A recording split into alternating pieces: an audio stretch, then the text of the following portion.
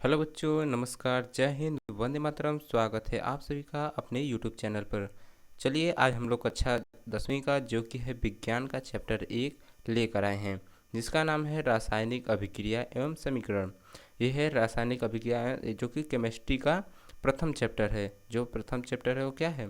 रासायनिक अभिक्रिया एवं समीकरण। इसका हम लोगों ने 20 महत्वपूर्ण एमसीक्यू यानी कि बहुविकल्पी प्रश्न लेकर आए हैं। चलिए तो हम लोग देखते हैं बहुविकल्पी प्रश्न। चलिए देख लेते हैं। पहला हमारा क्या है? करा है निम्नलिखित। प्रश्न हमारा है, निम्न में से किसकी सहायता से हम निर्धारित कर सकते हैं कि एक रासायनिक अभिक्रिया हुई है? हमें कैसे पता चलेगा कि किसी रासायनिक अभिक्रिया में रासायनिक अभिक्रिया हुई है कि नहीं हुई है? तो आपका ऑप्शन है, ऑप्शन नंबर 1 क्या करा है? रंग में परिवर्तन। अगर रासायनिक अभिक्रिया हुआ होगा तो उसमें रंग में परिवर्तन आ जाएगा। ऑप्शन नंबर बी करा है तापमान में परिवर्तन। यदि रासायनिक अभिक्रिया हुई होगी तो उसमें तापमान में परिवर्तन आ जाएगा। ऑप्शन नंबर सी कह रहा है कि अवस्था में परिवर्तन, यानी कि यदि वह सॉलिड रहेगा तो लिक्विड में हो जाएगा, या लिक्विड रहेगा तो गैस में हो जाएगा, या फिर गैस में रहता लिक्विड हो जाएगा। ये अवस्था में यानी उसके अवस्था में परिवर्तन होगा। तो ऑप्शन नंबर डी कह रहा है उपरोक्त में से सभी, यानी कि सभी। Option number A, option number B और ऑप्शन नंबर सी तीनों ही सही हैं। तो आपका राइट आंसर क्या होगा? चलिए हमारा राइट आंसर होगा ऑप्शन नंबर डी, जो कि है उपरोक्त में सभी। क्योंकि जब रासायनिक अभिक्रिया होती है तो उसके रंग में परिवर्तन आ सकता है, उसके तापमान में परिवर्तन आ सकता है और उसके अवस्था में भी परिवर्तन आ सकता है। चलिए तो आगे बढ़ते हैं। हमारा देखिए प्रश्न नंबर 2 है। प्रश्न नंबर 2 क्या कर रहा है? कर रहा है कि मैग्नीशियम रिबन जलाने के बाद श्वेत चूर्ण में परिवर्तित हो जाता है। यह श्वेत चूर्ण किसका बना होता है? जो अगर हम मैग्नीशियम रिबन को जलाते हैं, जलाने के बाद जहाँ जो सफ़ेद सफ़ेद चूर्ण बच जाता है, वो चूर्ण का किसका बना होता है? तो आपका ऑप्शन है magnesium oxide. Option number B है मैग्नीशियम ऑक्साइड। नहीं, ऑप्शन नंबर ए का रहा है मैग्नीशियम डाइऑक्साइड, और ऑप्शन नंबर बी का रहा है magnesium oxide. Option number C का रहा है मैग्नीशियम ट्राईऑक्साइड, और ऑप्शन नंबर डी का रहा है कि मैग्नीशियम सल्फाइड। तो आपका राइट आंसर होगा ऑप्शन नंबर बी, जो कि है मैग्नीशियम ऑक्साइड। क्योंकि जब मैग्नीशियम को हम जलाते हैं तो हम उस जो सफ़ेद चूर्ण होता है वो किसका बना होता है? मैग्नीशियम ऑक्साइड का होता है, वही हमारा बच जाता है। चलिए आगे बढ़ते हैं। देखिए हमारा प्रश्न नंबर 3 का रहा है कि अभिकारक किसे कहते हैं? क्या है? अभिकारक किसे कहते हैं? आपका ऑप्शन है पदार्थ जिसमें रासायनिक परिवर्तन हो, या फिर वे पदार्थ जिनमें रासायनिक परिवर्तन न हो, या फिर वे पदार्थ जो नए पदार्थ का निर्माण करें, या फिर ए व सी दोनों। यानी कि ए माने पदार्थ जिसमें रासायनिक परिवर्तन हो और जो नए पदार्थ का निर्माण करे। तो हमारा राइट आंसर होगा ऑप्शन नंबर डी, जो कि है ए और सी दोनों। क्योंकि रासायनिक अभिकारक किसे कहते हैं? वे पदार्थ जो रासायनिक परिवर्तन हो, जिसमें रासायनिक परिवर्तन होता है उस वही क्या होता है? अभिकारक होता है।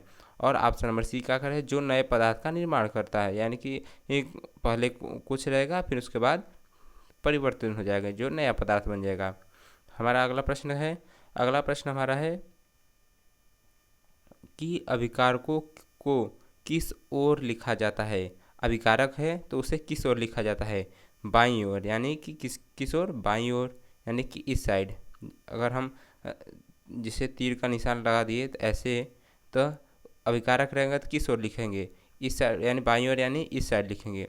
दाईं ओर, दाईं ओर यानी कि इस साइड लिखेंगे। ऑप्शन नंबर बाईं और दाईं दोनों ओर, यानी इस साइड भी लिखेंगे और इस साइड भी लिखेंगे। और इनमें से कोई नहीं, यानी कि इनमें से जो ऊपर दिए इसमें से कोई नहीं। तो हम अभिकारक को किधर लिखते हैं? हम अभिकारक को इधर रखते हैं, बाईं ओर। किधर? बाईं ओर, इधर ही हम अभिकारक को लिखते हैं। तो हमारा राइट आंसर क्या होगा? ऑप्शन नंबर ए, जो कि है राइट आंसर हो जाएगा। चलिए हम आगे बढ़ते हैं। अगला प्रश्न है, अगला प्रश्न है अभिकारक में रासायनिक परिवर्तन के से एक नए पदार्थ का निर्माण होता है, उसे क्या कहते हैं? जो अभिकारक में रासायनिक परिवर्तन के बाद नए पदार्थ का निर्माण होता है उसे क्या कहते हैं? परिणामी कहते हैं, या उत्पाद कहते हैं, या ए व बी दोनों कहते हैं? यानी परिणामी और उत्पाद दोनों कहते हैं, या इनमें से कोई नहीं। तो हमारा राइट आंसर क्या होगा? हमारा राइट आंसर होगा ऑप्शन नंबर बी। क्या कहते हैं? उत्पाद कहते हैं। क्या कहते हैं? उत्पाद कहते हैं। चलिए आगे देखते हैं अगला प्रश्न क्या है। अगला प्रश्न हमारा क्या है? आप प्रश्न नंबर 6। प्रश्न नंबर 6 क्या कर रहा है? कर रहा है प्रश्न नंबर 6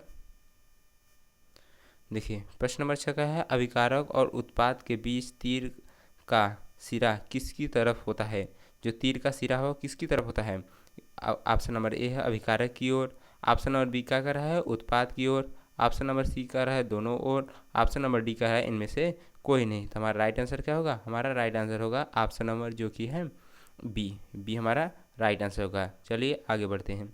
आगे हमारा प्रश्न क्या कर रहा है कि जब दोनों ओर तत्वों के परमाणुओं की संख्या समान हो तब समीकरण कैसा होता है? जब कोई किसी रासायनिक अभिक्रिया में दोनों ओर जो परमाणु हैं उनकी संख्या बराबर हो तो उसे क्या कहते हैं? आपका ऑप्शन है संतुलित, या ऑप्शन नंबर बी है असंतुलित, ऑप्शन नंबर सी कह रहा है ए व बी दोनों, और इनमें से कोई नहीं। तो हमारा राइट आंसर क्या होगा? हमारा राइट आंसर ऑप्शन नंबर ए जो कि है उसे संतुलित कहते हैं। क्या कहते हैं? संतुलित। जब हमारा परमाणु की संख्या बराबर होती है तो उसे संतुलित रासायनिक अभिक्रिया कहते हैं। चलिए आगे बढ़ते हैं। आगे प्रश्न कर रहा है कि ऑक्सीजन की उपस्थिति में मैग्नीशियम रिबन को दहन का रासायनिक समीकरण क्या होता होगा? जब मैग्नीशियम को ऑक्सीजन के साथ जलाते हैं तो हमें उसका समीकरण क्या होगा? आपका ऑप्शन है, ऑप्शन है magnesium plus O2 given that क्या है MgO2, और ऑप्शन नंबर सी क्या है मैग्नीशियम 2Mg प्लस O2 फिर क्या है 2MgO।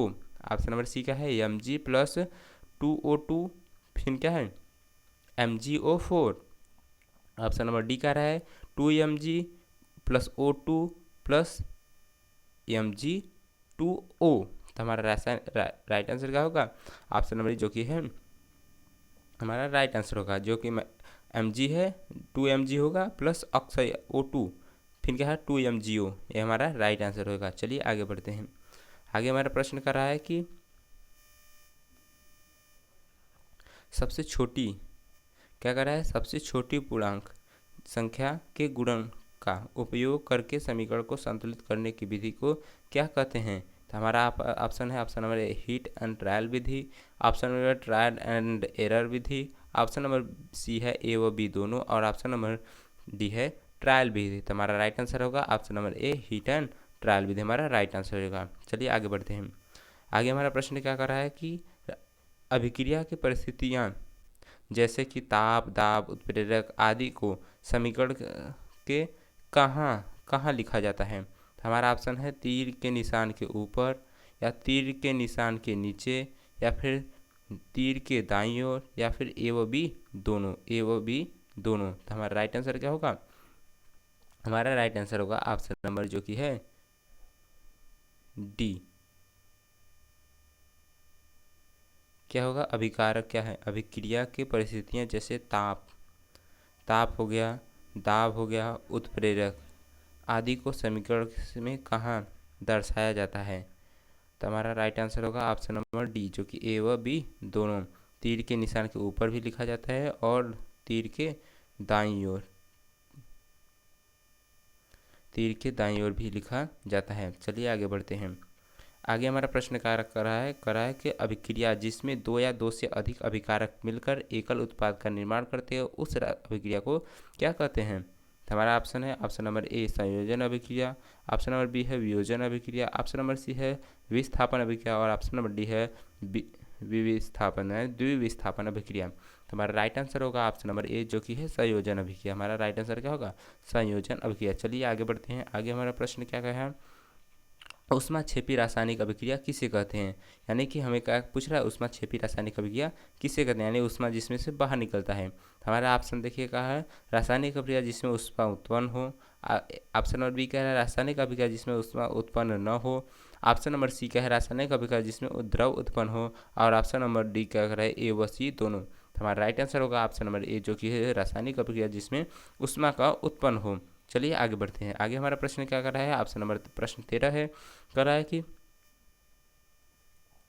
प्रश्न 13 में कर रहा है कि उस अभिक्रिया को क्या कहेंगे जिसमें एकल अभिक्रिया टूटकर छोटे छोटे उत्पाद में विभक्त हो जाता है? तो हमारा ऑप्शन है वियोजन अभिक्रिया कहेंगे, या फिर ऑप्शन नंबर बी है संयोजन अभिक्रिया कहेंगे, ऑप्शन नंबर सी क्या है विस्थापन अभिक्रिया और ऑप्शन नंबर डी क्या है द्विविस्थापन अभिक्रिया कहेंगे। हमारा राइट आंसर क्या होगा, हमारा राइट आंसर ऑप्शन नंबर ए जो उसे क्या कहते हैं वियोजन अभिक्रिया, यानी कि एक ही अभिक्रिया क्या है टूटकर छोटे छोटे उत्पाद में बढ़ जाते हैं, उसे क्या कहते हैं वियोजन अभिक्रिया। आगे बढ़ते हैं, हमारा कह रहा है जीवित रहने के लिए हमें ऊर्जा की आवश्यकता होती है, ऊर्जा हमें कहाँ से प्राप्त होता है। तो हमारा ऑप्शन है ऑप्शन नंबर ए भोजन से, ऑप्शन नंबर बी कह रहा है पानी से, ऑप्शन नंबर सी कह रहा है हवा से और ऑप्शन नंबर डी कह रहा है मिट्टी से। तो हमें जीवित रहने के लिए ऊर्जा कहाँ से प्राप्त होती है, हमें भोजन से प्राप्त होती है। कहाँ से होती है, भोजन से प्राप्त होती है। अब देखिए आगे प्रश्न नंबर 15, प्रश्न 15 क्या कर रहा है कि उष्मा शोषी अभिक्रिया किसे कहते हैं।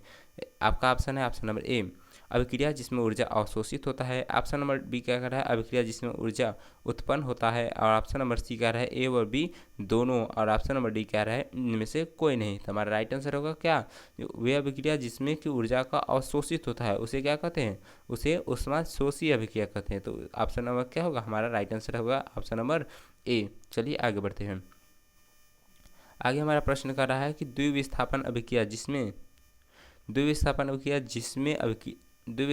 जिसमें श्वेत रंग के एक पदार्थ का निर्माण होता है जो कि जल के अविलेय होता है, उस अविलेय पदार्थ को क्या कहते हैं। तो हमारा क्या अवक्षेप कहते हैं या फिर जलवाष्प कहते हैं या फिर क्रिस्टल कहते हैं, इनमें से कोई नहीं। तो हमारा राइट आंसर क्या होगा, उसे हम अवक्षेप कहते हैं। क्या कहते हैं, अवक्षेप, जो कि जल में अविलेय होता है, वो जाकर नीचे बेंदी में बैठ जाता है, उसे वही क्या होता है अवक्षेप कहलाता है। चलिए आगे बढ़ते हैं। आगे हमारा प्रश्न क्या कर रहा है कि अभिक्रिया जिसमें एक तत्व दूसरे तत्व को उसके विलयन से हटा दे उसे क्या कहते हैं।